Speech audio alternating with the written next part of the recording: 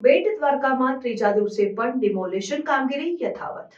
બેટ દ્વારકામાં ત્રીજા દિવસે પણ ડિમોલેશન કામગીરી યથાવત છે. કામગીરીનો મુખ્ય હેતુ અનધિકૃત બાંધકામો અને ગેરકાયદેસર માળખાઓને દૂર કરવાનો છે. પ્રશાસન દ્વારા કામગીરીને સફળ બનાવવા માટે વિશેષ વ્યવસ્થા કરવામાં આવી છે. ડિમોલેશન કામગીરી દરમિયાન સુરક્ષા દળો અને સ્થાનિક પોલીસની મદદથી કામગીરીને સુચારુ રીતે આગળ વધારવામાં આવી રહી છે.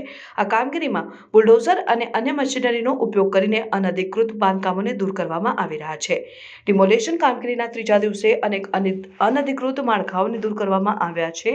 પ્રશાસન દ્વારા જાહેર કરવામાં આવ્યું છે કે આ કામગીરીનો હેતુ બેટ દ્વારકાના પર્યાવરણ અને સુરક્ષાને જાળવવાનો છે. આ કામગીરી દરમિયાન સ્થાનિક નાગરિકોને પણ સહકાર આપવા માટે અનુરોધ કરવામાં આવ્યો છે. ડિમોલેશન કામગીરીના ત્રીજા દિવસે અનેક નાગરિકોએ આ કામગીરીને સમર્થન આપ્યું છે.